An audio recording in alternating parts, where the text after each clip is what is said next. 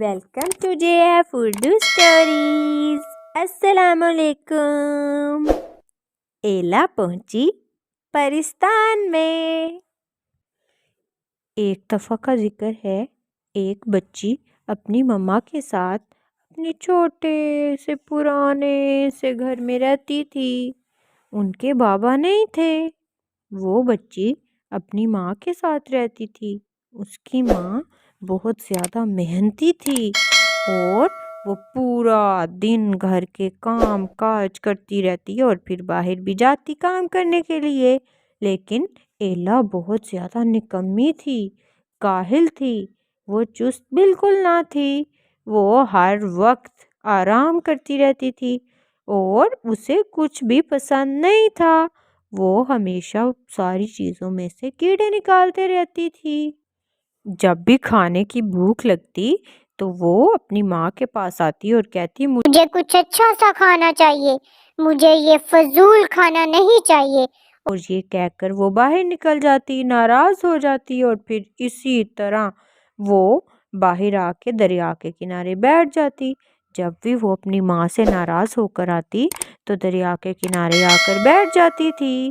پھر اسی طرح اس کی زندگی گزر رہی تھی۔ وہ بہت زیادہ نڈر تھی، وہ کسی کی بات نہ سنتی تھی اور اپنی مما کا کہنا بھی نہ مانتی تھی۔ ہر وقت اپنی مما پہ غصہ کرتی رہتی تھی۔ ہم اتنے غریب کیوں ہیں؟ ہمارے گھر میں اتنا گندا کھانا کیوں پکتا ہے؟ مجھے ایسا کھانا بالکل پسند نہیں ہے۔ مجھے روز روز یہ والی بھاجی نہیں کھانی، میں نے تو کچھ اچھا کھانا ہے۔ پھر ایسے ہی وہ ایک دن اپنی مما کے ساتھ ناراض ہو کے دریا کے کنارے بیٹھی ہوئی تھی تو رات ہو گئی اور پھر اس نے سوچا، کاش کہ میں وہی گندا کھانا کھا لیتی، لیکن مجھے تو اس کھانے سے بہت زیادہ نفرت ہے۔ وہ یہ کہتی ہوئی اپنے گھر میں واپس آئی تو اس کی ماں نے بڑے پیار سے اس کا خیال کرتے ہوئے اس کو کھانا دیا، تو اس نے باقی سارا کھانا خراب کر دیا اور ایک دو چمچ کھانا کھا کر وہاں سے اٹھ گئی۔ اس کی ماں نے اس کو کہا، بیٹا ایسے کھانے کو خراب کرنے سے اللہ تعالیٰ ناراض ہوتے ہیں اور ہمیں کھانا نہیں دیتے اور ہمیں گناہ ملتا ہے۔ ہمیں کسی بھی چیز کو ایسے ضائع نہیں کرنا چاہیے، ہمیں ہر حال میں اللہ تعالیٰ کی دی ہوئی نعمتوں کا شکر ادا کرنا چاہیے۔ جب اس کی ماں یہ سارا کچھ اس کو بول رہی تھی تو وہ آرام سکون سے اپنے کمرے میں چلی گئی۔ وہ ہمیشہ اپنی ماں کے ساتھ ایسے ہی کرتی تھی، اس کی بات نہیں سنتی تھی۔ پھر ایسے ہی اگلا دن شروع ہو گیا۔ ایلا نے اپنی ماں سے کہا، مجھے آج کچھ اچھا کھانے کو چاہیے، میں آج یہ گھاس پھوس نہیں کھاؤں گی۔ اس کی ماں نے کہا، بیٹا ہمیں یہی کھانا پڑے گا کیونکہ ہمارے پاس پیسے نہیں ہیں، اور یہ اگر ہم کھانا کھا لیں گے، اللہ تعالیٰ کا شکر ادا کریں گے تو کیا پتہ اللہ تعالیٰ خوش ہو کر ہمیں ایک کوئی اچھا سا کھانا دے دے۔ جب ایلا نے یہ سب کچھ سنا تو غصے میں اپنی ماں کے ساتھ ناراض ہوتی ہوئی دوبارہ جنگل کے پاس چلی گئی۔ پورا دن پوری رات وہ وہیں بیٹھی رہی۔ آج وہ بہت زیادہ غصے میں تھی اور وہ اپنے منہ ہی منہ میں بڑبڑا رہی تھی کہ ہم اتنے غریب کیوں ہیں، ہمارے گھر کیوں اتنا اچھا کھانا نہیں ہوتا جتنا کہ باقی لوگوں کے گھروں میں ہوتا ہے، ہمیں کیوں روز یہی گھاس پھوس کھانا پڑتا ہے، اور میری ماں بھی ہر وقت مجھے تقریر سناتی رہتی ہے، مجھے سمجھاتی رہتی ہے۔ میری ماں مجھے پاگل کر دے گی، یہ مجھ سے پیار نہیں کرتی، اسی وجہ سے مجھے اچھے کھانے اور کپڑے لے کے نہیں دیتی، جو میں چاہتی ہوں وہ مجھے نہیں دیتی۔ وہ ایسے ہی سوچتی رہی اور رات ہو گئی۔ اچانک اس کو کسی چیز کی آواز سنائی دی۔ وہ جلدی جلدی کھڑی ہوئی تو اس نے دیکھا کہ پرستان کی پریاں رقص کر رہی ہیں۔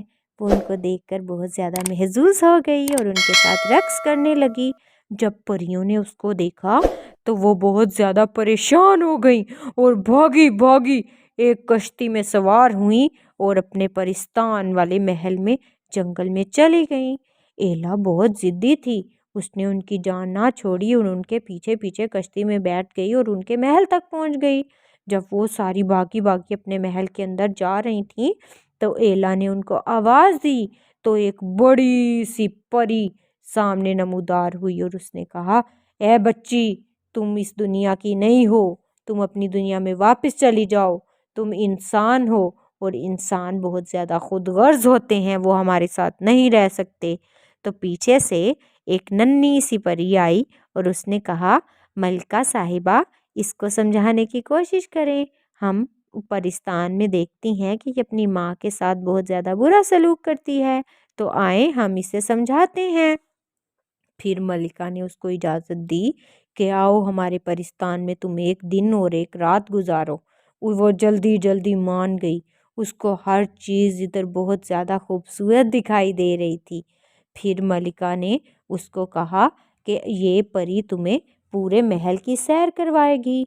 वो जल्दी जल्दी उस परी के साथ गई तो उसने देखा कि एक कमरा है जिसमें कुछ लोग पड़े हैं, लेकिन वो बीमार हैं। तो उसने जब उनको देखा तो वो फिर भी अपनी बीमारी की हालत में भी खुश थे। तो एला ने पूछा कि ये क्यों अपनी बीमारी की हालत में भी खुश हैं। तो नन्ही परी ने उसे बताया कि ये लोग अपनी जिंदगी से बहुत ज्यादा खुश हैं और अल्लाह ताला का शुक्र अदा करते हैं कि उसने इनको जिंदा तो रखा है, जिंदगी तो दी है, वो ये अपनी जिंदगी एंजॉय कर रहे हैं, अल्लाह ताला का शुक्र अदा कर रहे हैं। एला ने जब उसकी बात सुनी तो बहुत ज्यादा हैरान हुई और कहने लगी कि मैं तो अपनी जिंदगी से बहुत ज्यादा नाखुश हूँ। मैं तो अपनी मम्मा के साथ भी प्यार नहीं करती, उनका ख्याल नहीं रखती। वो मुझे खाने के लिए जो भी देती है मैं वो फेंक देती हूँ। मैं तो बहुत बुरी हूँ, मुझे ऐसे नहीं करना चाहिए। तो परी ने उसे समझाया कि देखो, ये जिंदगी हमें अल्लाह ताला ने दी है।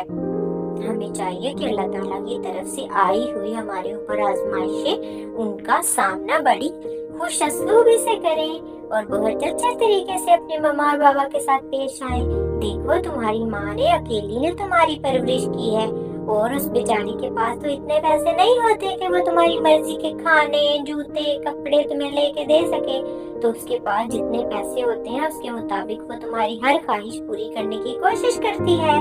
तो तुम्हें चाहिए कि तुम अपनी माँ के साथ अच्छे तरीके से पेश आया करो और उससे प्यार किया करो, कामकाज में उसका हाथ बटाया करो। और अब उसे आराम की जरूरत है, अब तुम्हें काम करना चाहिए ताकि वो बूढ़ी बेचारी काम कर करके थक चुकी है, अब वो आराम कर सके।